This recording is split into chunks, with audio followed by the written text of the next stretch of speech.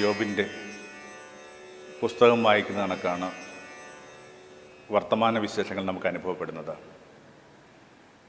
എല്ലാ ദുരന്തങ്ങൾക്ക് ശേഷം ഒരു ദൂതൻ മാത്രം അവശേഷിക്കുന്നു. ദുര്യോഗ വാർത്തകൾ പറഞ്ഞ് അയാളുടെ ഹൃദയത്തെ വിഷാദഭരിതമാക്കാനായിട്ട്. ഈ ദിനങ്ങളിൽ എത്തുന്ന എല്ലാ ദൂതരും പറഞ്ഞുകൊണ്ടിരിക്കുന്നത് നമ്മുടെ ദേശം ആൻഡ് വേൾഡ് അറ്റ് ലാർജ് വളരെ വിഷമം പിടിച്ചൊരു കാലത്തിലൂടെ കടന്നു പോകുന്നത് തന്നെയാണ്. നമുക്ക് തന്നെ ഈ ദിനങ്ങളിൽ ഓർമ്മിച്ചെടുക്കാവുന്ന കാര്യങ്ങൾ എന്തൊക്കെയാണ്? രാത്രി മയക്കത്തിലായിരുന്ന ഒരു ദേശം പുലരിയിൽ ഇല്ലാതെ പോകുന്നു. അവരുടെ ശേഷിപ്പുകൾ ഇനിയും കണ്ടെത്തിയിട്ടില്ല. എത്രയോ വർഷങ്ങളായിട്ട് അന്യദേശത്ത് രണ്ടറ്റം കത്തുന്ന മെഴുകുതിരി കണക്ക് കഠിനാധ്വാനം ചെയ്ത് മടങ്ങിയെത്തിയ പ്രവാസികൾ പലരും വെറുതെ ഉടുത്തിരുന്ന വസ്ത്രവും മാത്രമായിട്ട് എവിടെയൊക്കെ ഉണ്ട്. അപകടം സംഭവിക്കുന്നു. തൊഴിൽ നഷ്ടപ്പെടുന്ന മനുഷ്യരുടെ എണ്ണം വർദ്ധിക്കുന്നു. ഒരു പഞ്ഞമാസക്കാലം ഇങ്ങനെ ചൂളം കുത്തി നമുക്ക് ചുറ്റും ഇങ്ങനെ അതിൻ്റെ ഒരു നേരം കാത്ത് നിൽപ്പുണ്ട്. ഒരു 6 മാസത്തിനുള്ളിൽ വലിയൊരു ദാരിദ്ര്യത്തിലൂടെ ലോകം കടന്നുപോയേക്കുമെന്നുള്ള കൃത്യമായ കണ്ടെത്തലുകളോ നിരീക്ഷണങ്ങളോ ഉണ്ട്. ഒരു വാർത്തയും അത്ര നല്ല വാർത്തയല്ല. എന്നിട്ടും ഇളംപ്രായം തൊട്ടേ ആ ജോബിൻ്റെ പുസ്തകമൊക്കെ വായിച്ച് പരിചയപ്പെട്ടവരെന്ന നിലയിൽ ചില കാര്യങ്ങളിൽ നമ്മുടെ ഹൃദയത്തെ ഏകാഗ്രമാക്കേണ്ട, ചില കാര്യങ്ങൾക്കകത്ത് ഊർജം കണ്ടെത്തേണ്ട നേരം കൂടിയാണെന്ന് തോന്നുന്നു. നമുക്ക് താങ്ങി നിൽക്കാനായിട്ട്, നമുക്ക് അർപ്പിക്കാനായിട്ട് ചിലയിടങ്ങൾ ആവശ്യമുണ്ട്. യോബിൻ്റെ പുസ്തകത്തിൻ്റെ ഒരു കണ്ടൻ്റൊക്കെ നമുക്കറിയാം. 3 കാര്യങ്ങളാണ് ആ പുസ്തകം ലോകത്തോട് അല്ലെങ്കിൽ ഭക്തനോട് പറയാനായിട്ട് ആഗ്രഹിച്ചത്. എന്ത് പ്രതിസന്ധികളിലൂടെ കടന്നു പോകുമ്പോഴും ആ 3 കാര്യങ്ങൾക്കകത്തുള്ള ഒരു അചഞ്ചലമായ ഒരു ഏകാഗ്രത കളഞ്ഞു പോകരുതെന്നാണ് ആ പുസ്തകം നമ്മളിന്ന് ആഗ്രഹിക്കുന്നത്.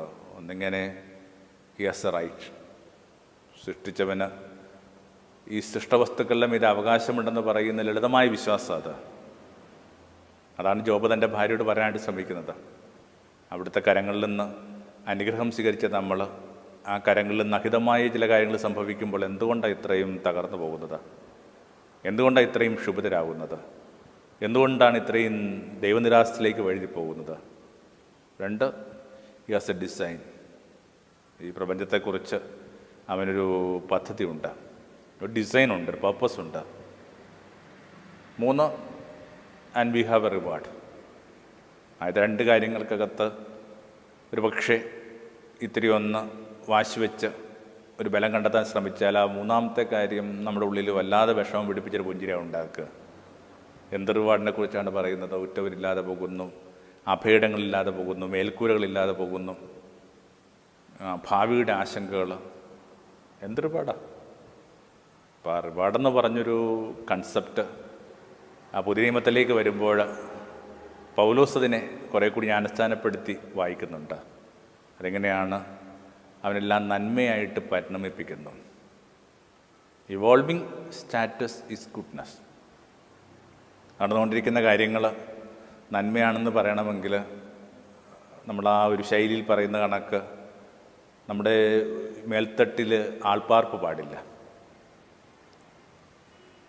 ശരാശരി ബുദ്ധിയുള്ളവരെന്ന നിലയിൽ നമുക്ക് ഇത്തിരി ആൾപ്പാർപ്പ് ഇങ്ങനെ മേൽത്തട്ടിലുള്ളവരെന്ന നിലയിൽ ഇതിനൊക്കെ എങ്ങനെ നന്മയെന്ന് വിശേഷിപ്പിക്കാൻ പറ്റുക?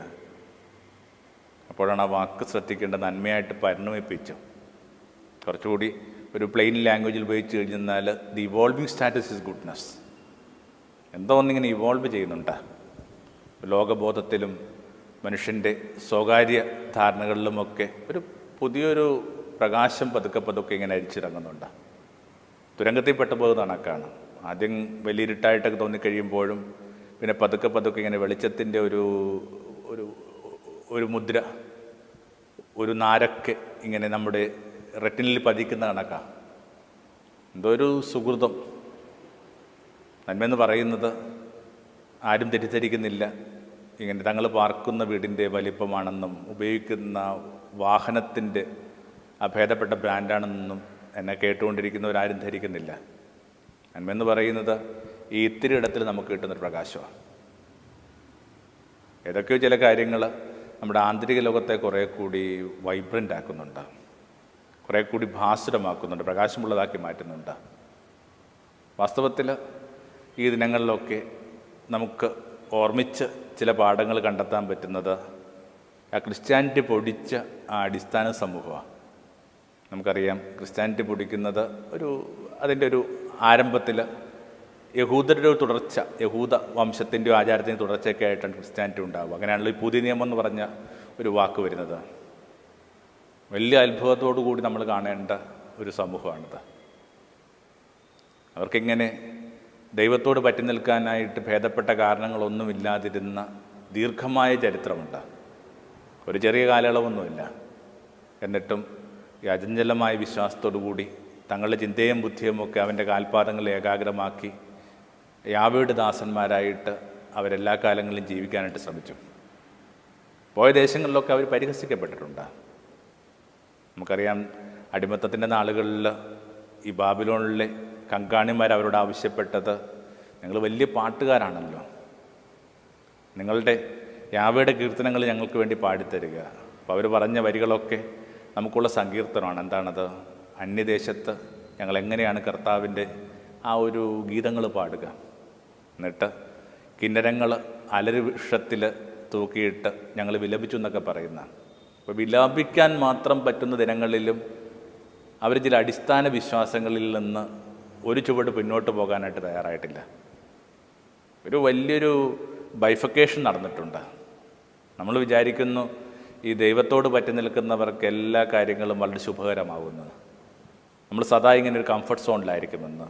പക്ഷെ അവർ വളരെ ആ ഒരു റിലിജൻ്റെയൊക്കെ ആദ്യ ഘട്ടത്തിൽ തന്നെ അതിനങ്ങനെ രണ്ടാക്കി. അതിങ്ങനെ ദൈവം സമം ഐശ്വര്യം എന്ന് പറഞ്ഞൊരു സമവാക്യത്തിൽ നിന്ന്, പൊതുവെ വേദപുസ്തകത്തിൽ പഴയ നിയമത്തിന് അങ്ങനെ ടോൺ ഉണ്ടെന്നൊക്കെയുള്ള നമ്മുടെ തെറ്റിദ്ധാരണയാണ്. അതിനകത്തുനിന്ന് ഞാൻ ഉൾപ്പെടെയുള്ള ഒരു പക്ഷേ സുവിശേഷം പ്രഘോഷിക്കുന്നവർ ഒരു പക്ഷേ ഒരു കാര്യമായിട്ടൊരു ധാരണയില്ലാത്ത സമയത്ത് അങ്ങനെയൊക്കെ പറഞ്ഞിട്ടുണ്ട്. പക്ഷെ ഇപ്പം കുറച്ചുകൂടി കാര്യങ്ങൾ മനസ്സിലാക്കുമ്പോൾ നമുക്ക് പിടുത്തം കിട്ടുന്ന കാര്യം ഇതാണ്, അവരതിന് രണ്ടായിട്ടാണ് കണ്ടത്. അവിടുത്തെ ഒരു അനുഗ്രഹമുണ്ടെങ്കിൽ ഇച്ഛാശക്തി കൊണ്ട് പുറത്ത് കടക്കാവുന്ന ദുര്യോഗങ്ങളുള്ള ജീവിതത്തിൽ നിന്നും ജീവിതത്തിൽ സംഭവിക്കുന്ന ദുര്യോഗങ്ങൾക്കൊക്കെ ദൈവമാണ് ഉത്തരവാദി എന്നൊക്കെ പറഞ്ഞിട്ട് ദൈവത്തിൽ നിന്ന് വഴുതി മാറുക, ദൈവനിരാശയിൽ ഏർപ്പെടുക എന്നുള്ള ഒരു വഴുതിപ്പോകൽ അവരുടെ ജീവിതത്തിൽ സംഭവിച്ചിട്ടില്ല. അവർ രണ്ട് തലത്തിൽ തന്നെ എന്നെ കാണാനായിട്ട് പഠിച്ചു. ഒന്നോർത്ത് കഴിഞ്ഞെന്നാൽ ഒരുപക്ഷെ ചരിത്രത്തിൽ ഇത്രയും ഇങ്ങനെ തകർക്കപ്പെട്ടിട്ടുള്ള ഒരു സെഗ്മെൻറ്റ് വേറെയില്ല. ഒരു ഗോത്രം എന്ന നിലയിൽ ഇവരുടെ ചരിത്രമെന്ന് പറയുന്നത് അലച്ചിലുകളുടെയും ദുര്യോഗത്തിൻ്റെയും അടിമത്തത്തിൻ്റെയും ഇങ്ങനെ ഹീനമായ നരകത്തേക്ക് കീഴിലുമൊക്കെ ജീവിച്ചിരുന്ന മനുഷ്യരാണ്. എന്നിട്ടും എങ്ങനെ ഇവർ കാര്യങ്ങൾ മുമ്പോട്ട് കൊണ്ടുപോവുക? അതിന് എനിക്ക് തോന്നുന്നു ചില പ്രതീകങ്ങൾ അവർ വളരെ ഗൗരവമായിട്ട് എടുത്തിട്ടുണ്ട്. അതിനകത്ത് അവരുപയോഗിക്കുന്ന ഒരു പ്രതീകത്തെ നമുക്കൊന്ന് അടുത്ത് കാണാമെന്ന് കരുതുക. അത് ഈ കാലത്ത് നമ്മുടെ ആന്തരിക ജീവിതത്തെ സഹായിക്കുമെന്ന് തന്നെ ഞാൻ വിചാരിക്കുക. നിങ്ങൾക്ക് ഒരിക്കലെങ്കിലുമൊക്കെ ഇങ്ങനെ വിശ്വനാടിൽ പോകാനായിട്ടൊരു അവസരം ഉണ്ടായിട്ടുണ്ടെങ്കിൽ കുറച്ച് കാലത്തേക്കെങ്കിലും നമുക്കറിയാം സസ്പെൻഡ് ചെയ്യപ്പെടുന്ന ഒരു സംഭവം, നമുക്ക് അറിഞ്ഞുകൂടാ എന്നാണ് ഇതൊക്കെ ആരംഭിക്കുന്നത്. എന്തെങ്കിലുമൊക്കെ പോകാനായിട്ടുള്ളൊരു സാഹചര്യം ഉണ്ടാകുമ്പോൾ നിശ്ചയമായിട്ടും കുറച്ച് മെഡിറ്റേഷനിലാണ് നിങ്ങളുടെ സഞ്ചാരം നടത്തുന്നെങ്കിൽ നിങ്ങളുടെ ഉള്ളിൽ ഏത് കാലത്തിലും പതിഞ്ഞു കിടക്കുന്ന ഒരിടമെന്ന് പറയുന്നത് നിശ്ചയമായിട്ടും ആ വിലാപത്തിൻ്റെ മതിലായിരിക്കും. 150 അടി നീളവും 20 അടി വീതിയുമുള്ള ആ ചുണ്ണാമ്പുകല്ല് കൊണ്ട് പൊതിഞ്ഞ പണിത ഒരു ക്ഷേത്രം തകർക്കപ്പെട്ടപ്പോൾ അതിൻ്റെ ചുറ്റുമതിലിൻ്റെ ഒരു ഭാഗമായിട്ട് നിലനിൽക്കുന്ന ആ വിലാപമതിലാണ്. വിലാപമതിലെന്ന പേര് പിന്നീടാണ് ഉണ്ടായത്. വാസ്തവത്തിൽ അത് വെയിലിംഗ് വാളല്ല, മറിച്ച് വെസ്റ്റേൺ വാളാണ്. ആ ഒരു ശേഷിപ്പിൻ്റെ അരിയിലേക്ക് വന്നിട്ട് ഇപ്പോൾ നമുക്ക് കാണാവുന്ന കണക്ക് മനുഷ്യർ തങ്ങളുടെ നെറ്റിത്തടം ഈ ഭിത്തിയോട് ചേർത്ത് പിടിച്ചിങ്ങനെ ഉറക്കെ കരയുകയാണ്, പാവിട്ട് കരയുക. വളരെ ഹൃദയസ്പർശിയായ ഒരു കാഴ്ചയാണ്. തങ്ങളുടെ ആ ഒരു ആരാധന വസ്ത്രങ്ങളൊക്കെ അണിഞ്ഞൊക്കെ ഒരു ബ്ലാക്ക് മാൻറ്റിലൊക്കെ അണിഞ്ഞ് ഇങ്ങനെ കുറേ അധികം മനുഷ്യർ നിലവിളിക്കുക. അതിൻ്റെ ഈ ചിഹ്നിയ ഇടങ്ങളിലൊക്കെ ഇങ്ങനെ പ്രാർത്ഥനകൾ എഴുതി, അപേക്ഷകളും പ്രാർത്ഥനകളൊക്കെ എഴുതി മനുഷ്യരിങ്ങനെ നിക്ഷേപിക്കുന്ന കാഴ്ച കാണാം. ഒരു പ്രതീകമാണ് ഇത് വാസ്തവത്തിൽ. പ്രാർത്ഥിക്കാനായിട്ട് ഒരാലയം പോലും ഇല്ലാതിരുന്നിട്ട് മനുഷ്യരെന്തിനാണ് ദൈവത്തോടിങ്ങനെ പറ്റി നിൽക്കുന്നത്? ജോബിൻ്റെ പുസ്തകത്തിൻ്റെ ഒരു ബേസിക്കായ പ്രശ്നം അതാ. എന്തെങ്കിലും ഒരു കാരണമില്ലാതെ ആരും നിന്നോട് പറ്റി നിൽക്കുന്നില്ല എന്ന് ദൈവത്തോട് സാത്താൻ പറയുന്ന കൊച്ചു വർത്തമാനത്തിലാണ് ജോബിൻ്റെ പുസ്തകം ആരംഭിക്കുന്നത്. മനുഷ്യർക്ക് പറ്റി നിൽക്കാനായിട്ട് എപ്പോഴും കാരണങ്ങൾ വേണം. മാനുഷികമായ അർത്ഥത്തിൽ പോലും നമ്മൾ ആഗ്രഹിക്കുന്നില്ല. നമുക്കുള്ള ഒരു കാലത്ത് സഹായിച്ചിരുന്ന ഒരാൾ ഇപ്പോൾ സഹായിക്കാത്തതിൻ്റെ പേരിൽ, ഒരു കാലത്ത് ആരോഗ്യമുള്ളൊരു മനുഷ്യൻ ബലഹീനനായതിൻ്റെ പേരിൽ, ഒരു കാലത്ത് സുഹൃതം ചെയ്ത മനുഷ്യനിൽ നിന്ന് ഇങ്ങനെ മോശം വർത്തമാനങ്ങൾ നമ്മൾ കേട്ടറിയുകയോ കണ്ടറിയുകയോ ഒക്കെ ചെയ്യുമ്പോഴൊക്കെ അങ്ങനെ അത്ര എളുപ്പത്തിൽ വിട്ടുകളയാൻ പറ്റുന്നതാണോ ബന്ധങ്ങളെന്ന് പറയുക? ഇപ്പം ഏതൊരു ബന്ധത്തിനകത്തും ആ പ്രശ്നം ഇങ്ങനെ സ്ഥായിയായി നിൽപ്പുണ്ട്. ഒരു കാരണവുമില്ലാതെ നമുക്ക് സ്നേഹിക്കാൻ പറ്റുമോ? മാനുഷിക ബന്ധങ്ങളിൽ പോലും ആ ചോദ്യത്തിന് വലിയ മുഴക്കമുണ്ടെങ്കിൽ അതിനെ പല മടങ്ങ് കൊണ്ട് ഗുണിച്ചിട്ട് വേണം നമ്മുടെ ദൈവബോധം രൂപപ്പെടാനായിട്ട്. വാസ്തവത്തിൽ അത് ചർച്ച ചെയ്യാൻ വേണ്ടിയാണ് ആ പുസ്തകം വാസ്തവത്തിൽ ശ്രമിക്കുന്നത്. ഇപ്പോഴും ഭൂമിയിൽ പ്രത്യേകിച്ചൊരു കാരണവുമില്ലാതെ, പ്രത്യേകിച്ചൊരു ബെനഫിറ്റുമില്ലാതെ, ഒറ്റനോട്ടത്തിൽ കാര്യമായ സുഖമോ ഈ പറയുന്ന ആഘോഷങ്ങളോ ഇല്ലാതെയൊക്കെ തന്നെ ദൈവത്തോട് പറ്റി നിൽക്കാനായിട്ട് ശ്രമിക്കുന്നുണ്ട്. വാസ്തവത്തിൽ അവരാണ് നമുക്ക് ചുറ്റുമുള്ള മിക്കവാറും മനുഷ്യർ. നമ്മൾ ആ രീതിയിൽ അവരെ കണ്ടു തുടങ്ങുമ്പോൾ നമുക്ക് ആ കാര്യങ്ങൾ മനസ്സിലാകും. നമ്മുടെ ഒരു നാട്ടിൽ തന്നെ ഒരു ജോഗ്രഫിക്കൽ ഏരിയ എന്ന നിലയിൽ ഏറ്റവും കൂടുതൽ വിശ്വാസമുള്ള ഒരു ഇടമായിട്ടൊക്കെ കരുതപ്പെടുന്നത് ഇങ്ങനെ തീരദേശ പ്രദേശമാണ്. എന്തൊരു അനിശ്ചിതത്വങ്ങളിലൂടെ കടന്നു പോകുന്ന ഒരു ഇടമാണ് ഈ തീരദേശം എന്നൊക്കെ പറയുക. ഒരു സെക്യൂരിറ്റി ഇല്ല. ഒരു തിര വന്ന് എടുത്തുകൊണ്ട് പോകാവുന്ന വിധത്തിൽ അത്രയും വിളിമ്പി ജീവിക്കുന്ന മനുഷ്യരാണ്. അവരോരോ ദിവസവും അപകടത്തിലാണ്. ഒരു കട്ടമരത്തിലൊക്കെ പോയിട്ട് മടങ്ങി വരിക എന്ന കണക്ക് ഇത്രയും ഈ പറയുന്ന അപകടം പിടിച്ച തൊഴിലാരും ഏർപ്പെടുന്നില്ല. എന്നിട്ട് എന്തുകൊണ്ടാണ് ഈ തീരദേശങ്ങളിലൊക്കെ ഇത്രയും ദേവാലയങ്ങൾ? എന്തുകൊണ്ടാണ് ഈ തീരദേശങ്ങളിലൊക്കെ നടക്കുന്ന ആ പ്രാർത്ഥന രീതികൾക്കകത്തൊക്കെ ഇത്രയും പാർട്ടിസിപ്പേഷൻ? അപ്പോൾ പൊതുവെയുള്ളൊരു ധാരണയാണ് ഈ അനുഗ്രഹങ്ങളുമായി മാത്രം ബന്ധപ്പെട്ടാണ് മനുഷ്യർ ദൈവത്തോട് പറ്റി നിൽക്കുന്നത്. ഒരു പ്രത്യേകിച്ച് ചൂണ്ടിക്കാണിക്കാനായിട്ട് അങ്ങനെ ഒന്നും ഇല്ലാതിരിക്കുമ്പോഴും ചില മനുഷ്യർ പറ്റി നിൽക്കുന്നുണ്ട്. അതിൻ്റെയൊക്കെ ഒരു വിത്ത് കിടക്കുന്നത് ഈ പറഞ്ഞ ഈ ക്രിസ്ത്യാനിറ്റി പൊടിച്ചെന്ന് പറയുന്ന ആ ഒരു ജൂയിഷ് സമൂഹത്തിനകത്തുനിന്ന്. ഒന്നും കാര്യമായിട്ട് കിട്ടിയിട്ടില്ല. നിങ്ങൾ വെറുതെ ഒന്ന് ഗൂഗിൾ ചെയ്ത് നോക്കുക. ഇങ്ങനെ നാസി കോൺസെൻട്രേഷൻ ക്യാമ്പുകളിൽ കൊല്ലപ്പെട്ട ജൂസിൻ്റെ എണ്ണം. ഇങ്ങനെ വാസ്തവത്തിൽ അത് പറയാനായിട്ട് എനിക്ക് ആഗ്രഹമുണ്ട്. പക്ഷേ ആ ഫിഗേഴ്സ് ഓർമ്മിക്കാൻ പറ്റാത്ത വിധത്തിൽ അത് വലിയ നമ്പറാണ്. അത്രയും മനുഷ്യർ കടന്നുപോയ, അത്രയും അലഞ്ഞ മനുഷ്യർ. ഒരു കാലത്തൊക്കെ ഇങ്ങനെ വളരെ ആഘോഷമായിട്ട് ജീവിച്ചിരുന്ന ഈ മനുഷ്യർ നമ്മുടെ ഈ കൊടുങ്ങല്ലൂറും മാളയിലും പറവൂരും ഒക്കെ വന്നിട്ട് ഈ പറഞ്ഞ് വീട്ടുപാണിപ്പക്കാരായി വന്ന കഥ നിങ്ങൾ വീട്ടിലുള്ളവരോട് ചോദിച്ചാൽ അവർ പറഞ്ഞു തരും. നമ്മുടെ മുറ്റങ്ങളിൽ ഈ കോഴിമുട്ട ശേഖരിച്ചും കശുവണ്ടി പരിപ്പ് ശേഖരിച്ചും ഒക്കെ അവർ വന്നിട്ടുണ്ട്. അങ്ങനെ കാണിച്ചു കൊടുക്കാനായിട്ട് പ്രത്യേകിച്ച് ഒരു നന്മയോ മഹത്വമോ ഇല്ലെന്ന് കരുതിയ മനുഷ്യരെന്തുകൊണ്ടാണ് ദൈവത്തെ പറ്റിക്കുക? അപ്പോൾ അതിനെ ഊട്ടി വളർത്തിയ ഒരു മെറ്റഫർ എന്ന് പറയും. ഞാൻ അതിനെ അങ്ങനെ ഒരു രൂപകമായിട്ട് അതിനെടുക്കാനായിട്ട് ആഗ്രഹിക്കുന്നത്. മെറ്റഫർ എന്ന് വാസ്തവത്തിൽ ഈ പറയുന്ന ഈ വിലാപത്തിൻ്റെ മതിലാണ്. ഫ്രഞ്ച് യാത്രക്കാരാണ് അതിനങ്ങനെ പേരിട്ടത്. ആദ്യകാലത്ത് യൂറോപ്യൻ യാത്രക്കാരാണ് ഈ മനുഷ്യരിതിനു മുന്നിൽ കരയുന്നത് കണ്ടിട്ട് അതിന് കാലക്രമേണ വന്ന പേരാണ് ഈ പറഞ്ഞ വിലാപ മതിൽ എന്ന് പറയുക. ഈ വിലാപ മതിൽ നിൽക്കുന്ന ഇടം അവർക്ക് വളരെ പ്രധാനപ്പെട്ട ദേവാലയം സ്ഥാപിക്കപ്പെടും. ഒരു കാര്യം ഓർമ്മിക്കണം, മാനവചരിത്രത്തിലേക്ക് തന്നെ ഏറ്റവും വലിയ ദേവാലയമായിരുന്നു ജൂവിൻ്റെ ദേവാലയം. ഒരു ദിവസം, വിശേഷപ്പെട്ട ദിവസങ്ങളിലൊക്കെ ഇങ്ങനെ 70 കാളക്കൂറ്റന്മാരെ ബലിയർപ്പിക്കുന്ന വിധത്തിലുള്ള വലിയ ഈ പറയുന്ന ബലിയിടങ്ങളൊക്കെ ഉൾപ്പെടെ ഉള്ളത്. നിങ്ങൾ വെറുതെ അതിൻ്റെ ആ ഒരു വലിപ്പം ഒന്ന് മനസ്സിലാക്കാൻ വേണ്ടി അത് വെച്ചുകൊണ്ട് നിങ്ങൾക്കൊന്ന് അനുവാദത്തിൽ ചിന്തിച്ചാൽ മാത്രം മതിയാകും. ഈ 70 കാളക്കുറ്റന്മാരെന്ന് പറയുന്നത് ഇങ്ങനെ 70 രാഷ്ട്രങ്ങൾക്ക് വേണ്ടിയാണ്. പ്രാർത്ഥിച്ചിരുന്നത് തൻ്റെ വംശത്തിന് വേണ്ടി മാത്രമല്ല, അന്നറിയപ്പെടുന്ന ഈ 70 രാഷ്ട്രങ്ങൾക്ക് വേണ്ടിയും പ്രാർത്ഥിച്ചുകൊണ്ടിരുന്ന ഒരു കുറേ കൂടി സാർവലൗകികമെന്ന് വിശേഷിപ്പിക്കാവുന്ന ഒരു ഇടമായിരുന്നു ഈ ജെറുസലേം ദേവാലയം എന്ന് പറയുന്നത്. അപ്പം അതിനകത്ത് ഇപ്പോൾ അവശേഷിക്കുന്ന ഈ മതിലാണ്. പക്ഷെ എന്നാൽ ആ നിൽക്കുന്ന ഇടം വളരെ പ്രധാനപ്പെട്ട മോറിയ മലയിലാണ് ഈ ദേവാലയം പണിയപ്പെട്ടെന്നൊക്കെയാണ് അവരുടെ വിശ്വാസം. മോറിയ എന്ന് പറയുന്ന വലിയ ആത്മബലികളുടെ ഇടമാണ്. നമുക്ക് ആ കഥയൊക്കെ അറിയാം. അബ്രഹാം തൻ്റെ മകനെ ബലിയർപ്പിക്കാനായിട്ട് കൊണ്ടുപോയെന്ന് വെച്ചാൽ ദൈവത്തിൽ നിന്ന് മോശമായ ഒന്നും വരില്ലെന്നുള്ള സങ്കല്പമാണ് അബ്രഹാം എന്ന് പറയുന്നത്. നോക്കുമ്പോൾ എന്തൊരു ഹാർഡാണ് ഇങ്ങനെ മകനെ കൊണ്ടുപോയി ബലിയർപ്പിക്കുക എന്ന് പറയുന്നത്. പക്ഷേ ദൈവം അങ്ങനെ പറഞ്ഞിട്ടുണ്ടെങ്കിൽ അതിനകത്ത് മോശമായിട്ടൊന്നും വരില്ല എന്ന് പറയുന്ന ഒരു ബേസിക് വിശ്വാസമുള്ള സ്ഥലത്തിൻ്റെ പേരായി മോറിയ എന്ന് പറയുന്നത്. പിന്നീട് വേറെയും ചില ബൈബിൾ റെഫറൻസ് നമുക്ക് വായിക്കുന്നുണ്ട്. ഇങ്ങനെ യാക്കോബ് സ്വർഗവും ഭൂമിയും തമ്മിൽ ഉണ്ടാകുന്ന ആ ഒരു കോവണികളെ കാണുന്ന ഇടമൊക്കെ അതാ. അപ്പോൾ വലിയ ബലികളുടെ ഒരു സംസ്കാരം ഉള്ളിൽ കിടക്കുന്നത് കൊണ്ട് അത് പണിതുയർത്തപ്പെട്ട ആ ഇടം എന്നൊക്കെ പറയുന്നത് ആ പ്രാർത്ഥിക്കുന്ന ഇടം മാത്രമല്ല, മറിച്ച് അതുണ്ടാക്കുന്നൊരു വലിയ സംസ്കാരത്തിൽ നിന്നുകൊണ്ടായി മനുഷ്യൻ നിൽക്കുന്നത്. ഭൂമിയുടെ ഏതിടങ്ങളിൽ ചിതറിക്കപ്പെട്ടപ്പോൾ അവർ പ്രാർത്ഥിക്കാനായിട്ട് ഈ ജെറുസലേമിൻ്റെ ഈ മതിലുണ്ടെന്ന് കരുതുന്ന ഇടത്തിലേക്ക് നോക്കിയിട്ട് അവർ പ്രാർത്ഥിച്ചുകൊണ്ടിരിക്കുന്നത്. അവർ അതിലോട്ട് തന്നെ ഏകാഗ്രമാണ്. 3 നേരം പ്രാർത്ഥന നിശ്ചയമായിട്ടുമുണ്ട് അവർക്ക്. അപ്പോൾ അവരുടെ ഒരു സ്പിരിച്വാലിറ്റിയുടെയും പ്രാർത്ഥനയുടെയും ഒക്കെ ഏകാഗ്രത ഉണ്ടാക്കിയെടുക്കുന്ന ഒരു ശേഷിപ്പാണ് ഈ പറഞ്ഞ ഈ വിലാപ മതിൽ. ആ മതിൽ എന്തിനാണ് നിലനിർത്തുന്നതിനെക്കുറിച്ചൊക്കെ വലിയ പാരമ്പര്യങ്ങളൊക്കെ ഉണ്ട് അവർക്ക്. ഇപ്പോഴും ദൈവിക സാന്നിധ്യം ഹോവർ ചെയ്തിരിക്കുന്ന ഇങ്ങനെ പൊതിഞ്ഞു നിൽക്കുന്ന ഒരിടമായിട്ട് തന്നെയാണ് യഹൂദ റാബിമാരായ ഇടത്തെ പഠിപ്പിക്കുക. കാരണം പള്ളി തകർക്കപ്പെടുന്ന AD 70-ലാണ്.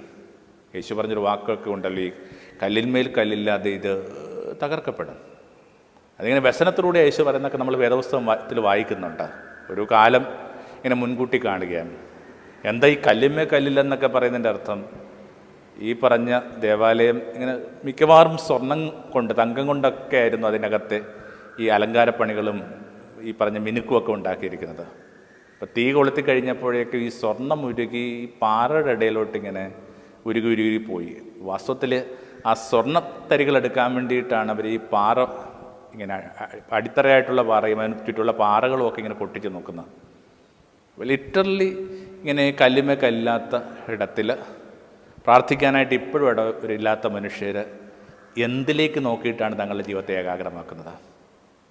അപ്പോൾ മനുഷ്യന് പ്രാർത്ഥിക്കാനായിട്ട് വാസ്തവത്തിൽ ഒരു മതിൽ മാത്രം മതി, ഒരു പഴയ ചില ഓർമ്മകൾ മാത്രം മതി. മനുഷ്യരുടെ ഈ പറയുന്ന മേൽക്കൂരകളൊക്കെ ഇല്ലാതെ പോകുന്നൊരു കാലത്തിനകത്ത്, മനുഷ്യർക്ക് അഭയമറ്റ് പോകുന്നൊരു കാലത്തിനകത്ത് ഈ വിലാപം മതിൽ അങ്ങനെയാണ് ചങ്കിനെ തൊടുന്ന ഒരു പ്രാർത്ഥനാ മെറ്റഫറായിട്ട് മാറുന്നത്. എല്ലാം ശുഭകരമായിരിക്കുമ്പോൾ മാത്രം ഇങ്ങനെ ചെല്ലേണ്ട ഒരിടത്തിൻ്റെ പേരല്ല ദൈവം. ഒന്നും നല്ലതായിരിക്കുമ്പോൾ ഈ പറഞ്ഞ നെറ്റിത്തടം കൊണ്ടുപോയി മുട്ടിച്ച് നിൽക്കേണ്ട മതിലിൻ്റെ പേരാത്. നെറ്റിത്തടം കൊണ്ടേ മുട്ടിച്ച് വെക്കുക എന്ന് പറഞ്ഞ അർത്ഥം നമ്മുടെ ബുദ്ധിയെ സറണ്ടർ ചെയ്യുക എന്നുള്ള. നടന്നുകൊണ്ടിരിക്കുന്ന കാര്യങ്ങൾക്കകത്ത് ആ ബുദ്ധിയെ ഏതെങ്കിലും തരത്തിൽ എംബലിഷ് ചെയ്യുന്ന, ബുദ്ധിക്ക് ഏതെങ്കിലും തരത്തിൽ മതിപ്പ് കൊടുക്കുന്ന, ബുദ്ധിക്ക് നമ്മൾ പറഞ്ഞ യുക്തിഭദ്രമായ കാര്യങ്ങളൊന്നുമല്ല ഈ നടന്നുകൊണ്ടിരിക്കുന്നത്. എന്നിട്ടും വി സറണ്ടർ. ഒരു കാര്യം കൂടി ഓർത്തോളണം, ഈ മതിലെന്ന് പറയുന്നത് ഇങ്ങനെ ഒരു നിരാശയുടെ മതിലായിട്ടല്ല അവരെടുക്കുന്നത്. ആ മതിൽ ഈ അവരുടെ ചരിത്രം അനുസരിച്ചിട്ട് തന്നെ 9 പ്രാവശ്യം ഈ ദേവാലയം തകർക്കപ്പെട്ടു. ഈ 9 പ്രാവശ്യം തകർക്കപ്പെട്ടിട്ടും അവശേഷിച്ച മതിലാണ്. അപ്പോൾ എന്തൊക്കെ കടന്നു പോകുമ്പോഴും ചില കാര്യങ്ങൾ നിലനിൽക്കാനായിട്ട് ദൈവവും പ്രകൃതിയുമൊക്കെ മനസ്സാവുന്നുണ്ട്. ഒന്നിൻ്റെ അവസാനമല്ല. നമുക്ക് ആരംഭിക്കാനായിട്ട് ഒരു പക്ഷേ ഒരു മതിലിൻ്റെ, ഒരു ഇഷ്ടികയുടെ കഷ്ടം മതിയായിരിക്കും. അതിനകത്തുനിന്ന് നിശ്ചയമായിട്ടും ചില കാര്യങ്ങൾ പടുത്തുയർത്താൻ പറ്റിയെന്നിരിക്കും. മാലാഖമാരെ തന്നെ സംരക്ഷിച്ച ഇടമെന്നൊക്കെയാണ് അവർ വിശ്വസിക്കുന്നത്. കാരണം ഇങ്ങനെ ദേവാലയം തകർക്കപ്പെട്ടുകൊണ്ടിരിക്കുമ്പോൾ മാലാഖമാർ വന്നിട്ട് ഈ ഇടത്തെ തങ്ങളുടെ ചിറകുകൊണ്ട് മറച്ചു പിടിച്ചെന്നൊക്കെ പറയുന്ന യഹൂദ പാരമ്പര്യ കഥകളുണ്ട്. ഇനി എന്തിനുകൊണ്ടാണ് ഈ മാലാഖമാർ ഇതിനെ മറച്ചു പിടിച്ചത്? അതിനും കാരണമുണ്ട്. ഇങ്ങനെ ദേവാലയത്തിൻ്റെ നിർമ്മാണ ഘട്ടത്തിനകത്ത് ഓരോരുത്തർക്കായിട്ട് ഈ ഉത്തരവാദിത്തങ്ങൾ ഓരോ ഇടങ്ങൾ കെട്ടിപ്പൊക്കുന്നതിന് ഉത്തരവാദിത്തം കൊടുത്തു. ഈ പറഞ്ഞ ഈ വെസ്റ്റേൺ വാൾ പണിയാനായിട്ട് ഏൽപ്പിച്ചത് പാവപ്പെട്ട മനുഷ്യരെയാണ്. നമുക്കറിയാം, പാവപ്പെട്ട മനുഷ്യർക്ക് കൂലിക്ക് ആളെ വെച്ച് ഇതൊന്നും പണിതുയർത്താനായിട്ടുള്ള സാധ്യതയില്ല. അതിനുള്ള സുരക്ഷിതത്വമുള്ള സാമ്പത്തിക സുരക്ഷിതത്വമുള്ള ആൾക്കാരല്ല അവർ. അതുകൊണ്ട് അവരുടെ വിയർപ്പ് കൊടുത്ത് ഒരാളെപ്പോലും കൂലിക്ക് വെക്കാതെ ഈ പാവപ്പെട്ട മനുഷ്യർ പണിതുയർത്തിയാണ് ഈ വെസ്റ്റേൺ വാൾ. അതുകൊണ്ട് തന്നെ ആ ഇടത്തിന് മാലാഖമാരുടെ മുമ്പിൽ വലിയ മഹത്വമുണ്ടെന്നാണ് കരുതപ്പെടുന്നത്. മാലാഖമാർ ഇത് പറഞ്ഞ് തന്നെയാണ് തടഞ്ഞത്, ഈ ഇടം തകർക്കപ്പെടാൻ പാടില്ല, കാരണം ഇത് ദരിദ്രരുണ്ടാക്കിയ മതിലാണ്. കഥകളൊക്കെ തന്നെ ആയിരിക്കാം, എന്നാലും കുറേ കൂടി ഭംഗിയായിട്ട് നമ്മുടെ കാലത്തെയും ദാരിദ്ര്യത്തെയൊക്കെ കാണാനായിട്ട് ഈ കഥ ഒരുപക്ഷെ സഹായിച്ചെന്നിരിക്കും. സ്വാഭാവികമായിട്ട് അവർ പുറത്തേക്ക് വരുന്നത് നിരാശഭരിതരായിട്ടല്ല, ഇങ്ങനെ കുറേ കൂടി സമാധാനമുള്ള മനുഷ്യരായിട്ടാണ്. കാരണം തങ്ങളുടെ ദുഃഖങ്ങൾ അവർ അവിടെ കൊണ്ടുപോയി ചേർത്ത് വെച്ചിട്ടുണ്ട്. ഇനി കുറച്ചുകൂടി പ്രത്യാശയോടുകൂടി കുറേ കൂടി ഭേദപ്പെട്ട ലോകത്തിലേക്ക് അവർക്ക് തലയുയർത്തി വരാനായിരുന്നിരിക്കും. കണ്ട വിചാരങ്ങളെ ഒന്ന് ക്രോഡീകരിക്കുകയാണ്. നല്ലതല്ലാത്ത കാര്യങ്ങൾ, ആശങ്ക ഉണ്ടാക്കുന്ന കാര്യങ്ങൾ യോബിൻ്റെ പുസ്തകത്തിൽ എന്നതുപോലെ ഓരോ ദിവസവും സംഭവിക്കുക. എന്നിട്ടും ചിലതിലുള്ള നമ്മുടെ അടിസ്ഥാന വിശ്വാസങ്ങൾക്ക് ഉലച്ചിൽ പറ്റാതെ സൂക്ഷിക്കാൻ പറ്റുമോ? ദൈവത്തിന് നിശ്ചയമായിട്ടും അവകാശമുണ്ട്. ദൈവത്തിന് കൃത്യമായിട്ട് ഭൂമിയെക്കുറിച്ചും പ്രപഞ്ചത്തെക്കുറിച്ചും ഒരു ഡിസൈനുണ്ട്. അവനിൽ ഇങ്ങനെ ചേർന്ന് നിൽക്കുന്ന, അവനിൽ നിന്ന് സംരക്ഷണം കിട്ടുമെന്ന് ഉറപ്പുള്ള ഭൂമിയിൽ ഏതൊരു മനുഷ്യനും കൃത്യമായിട്ട് ഒരു റിവാർഡുണ്ട്. എന്തോ ഒന്ന് ഉള്ളിൽ നിന്ന് പതുക്കെ പതുക്കെ പ്രകാശിപ്പിക്കുന്ന ഒരു കാര്യം സംഭവിക്കുന്നുണ്ട്. നമ്മൾ ഒരു പ്രതീകമെന്ന നിലയിൽ ആ പറഞ്ഞ മതിലിനെ, ഈ പറഞ്ഞ വിലാപ മതിലെടുത്ത് കാണാനായിട്ട് ശ്രമിക്കുകയായിരുന്നു. ഒരു മേൽക്കൂര, പ്രാർത്ഥിക്കാനായിട്ട് മേൽക്കൂര പോലും ഇല്ലാത്ത മനുഷ്യർ എന്തിനാണ് ഈ മതിലിനോട് ചേർത്ത് തങ്ങളുടെ നെറ്റിത്തടം ചേർത്ത് പിടിച്ച് ഇങ്ങനെ വിലപിക്കുന്നത്? എന്നിട്ടും വിലപിക്കുന്ന മനുഷ്യരായിട്ടല്ല അവർ പുറത്തേക്ക് വരുന്നത്, മറിച്ച് തലയെടുപ്പുള്ള മനുഷ്യരായിട്ടാണ്. ആമേൻ.